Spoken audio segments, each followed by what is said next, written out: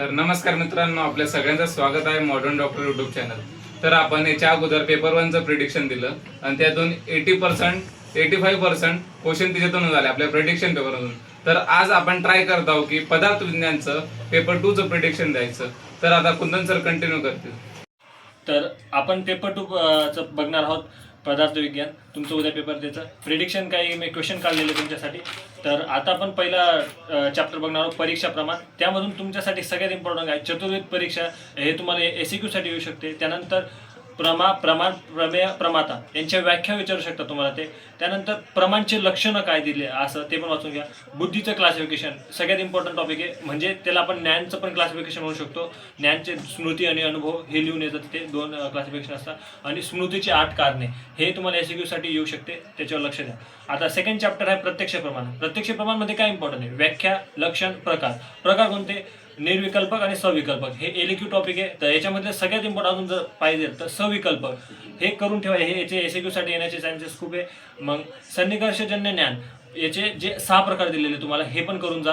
त्यानंतर प्रत्यक्ष ज्ञानास बाधक हेतू, यालाच आपण म्हणतो प्रत्यक्ष बाधक भाव, हे तुम्हाला याचे 8 हे दिलेले आहेत, तर ते वाचून जा, सगळ्यात इम्पॉर्टंट SEQ साठी. मग इंद्रिय पंचक हे वाचून जा. ज्ञान उत्पत्ती कशी होते, मनाचा काय त्याच्यामध्ये इम्पॉर्टन्स आहे ज्ञान उत्पत्तीमध्ये, ते वाचून जा. त्यानंतर आता थर्ड चॅप्टर आपण बघणार आहोत, आप्तोपदेश परीक्षा. आप्तोपदेश परीक्षामध्ये काय इम्पॉर्टंट आहे, आप्तोपदेश लक्षणं आणि व्याख्या हे वाचून जा. शक्तिग्रहाचे 8 कारणे जे दिलेले ते वाचून जा. मग नंतर चर्कोक्त शब्द लक्षणं व प्रकार, वाक्यार्थ, ज्ञान, हेतू आणि शब्दार्थ बोधक वृत्ती. तर याच्यात सगळ्यात जास्त इम्पॉर्टंट कोणतं आहे, चर्कोक्त शब्द लक्षण आणि प्रकार हे एकदम इम्पॉर्टंट आहे. त्यानंतर आहे अनुमान प्रमाण मधलं. अनुमान प्रमाण हा LQ टॉपिक आहे. तर ह्यातून तुम्हाला काय विचारू शकता LQ साठी तुम्हाला हेत्वाभास येणार यामधून. त्यानंतर परार्थ अनुमान म्हणजे काय, पंचवय वाक्य हे SEQ टॉपिक आहे. स्वरूप लक्षण हे तर इम्पॉर्टंट आहेच, पण वरच्यावर वाचून घ्या, काही नाही. ज्ञान होण्यासाठी घटक जे 13 घटक दिलेले तुम्हाला ते वाचून जा. अनुमान याचं भेद तर्कसंग्रहानुसार, चर्कानुसार आणि न्याय दर्शनानुसार हे तिघं, म्हणजे सगळ्या यांच्यामध्ये पण जर विचारलं तर तर्कसंग्रहानुसार जे आहे ते इम्पॉर्टंट आहे सगळ्यात जास्त, तर ते वाचून जा. मग सदहेतूचे लक्षणं काय दिलेले आहे ते वाचून जा. आता युक्ती परीक्षामध्ये काय जास्त इम्पॉर्टंट टॉपिक नाही, SEQ टॉपिक आहे. याच्यामधून काय ना तुम्हाला व्याख्या, लक्षणं विचारू शकता, किंवा आयुर्वेदिक महत्व काय आहे, अनुमान आणि युक्तीमध्ये काय फरक आहे, भेद काय त्यांचं ते विचारू शकता. उपमानमध्ये पण SEQ टॉपिक आहे. परिभाषा विचारू शकता, प्रकार विचारू शकता, आणि महत्व काय आहे, म्हणजे क्लिनिकल बेसिसला महत्व काय युक्तीचं ते उपमानचं ते विचारू शकता तुम्हाला. त्यानंतर सगळ्यात इम्पॉर्टंट LQ टॉपिक आहे कार्यकारण. त्याच्यामध्ये खूप सारे वाद दिलेले, 12 ते समथिंग वाद दिलेले. तर त्यामधले आम्ही 6 वाद तुम्हाला हे प्रिडिक्ट करून देणार आहोत.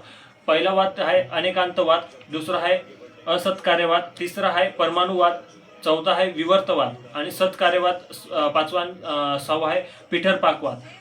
हे 6 वाद जे आहे हे तुम्ही नक्कीच करून जा, म्हणजे हे जास्त रिपिटेशन, म्हणजे जास्त वेळ वाचा, याच्यावर थोडं लक्ष जास्त द्या. यांच्यामध्ये पण विवर्तवाद आणि सत्कार्यवाद यांचे चान्सेस खूप जास्त आहे, ते पण वाचून जा. विविध वाद म्हणजे तुम्हाला वादांचे नाव विचारू शकता, म्हणून तुम्ही जर नसेल काही येत तर मग वादांचे नाव तर पाठ करून जा, जे 12 वाद दिले त्यांचे नाव पाठ करून जा. त्यानंतर कार्य कारण यांचं काय लक्षणं दिलेले, व्याख्या दिलेले ते विचारू शकता, आणि अजून कारणाचे प्रकार विचारू शकता तुम्हाला. त्यानंतर दशविध परीक्षा भाव हे SEQ टॉपिक आहे, हे पण विचारू शकता. हे सगळे तुमचं आता पेपर 2चं प्रिडिक्शन झालं. आता उद्याचा पेपर तुम्ही पूर्ण लिहून या, काहीच सोडू नका त्यामध्ये. परत सांगतोय तुम्हाला, MCQचं आम्ही कालच्या व्हिडिओमध्ये तुम्हाला सांगितलंय की ते PDF दिली होती त्यामधून येणार, आणि नक्कीच त्यामधून येणार आहे. आता हे जे टॉपिक आलेले याच्यामधून तुम्हाला 70 ते 80% येणारच येणार आहे, याच्या बाहेर नाही येणार. तर हे नक्कीच वाचून जा, हे स्किप करूच नका. आणि तुम्हाला उद्याच्या पेपरसाठी ऑल द बेस्ट. धन्यवाद.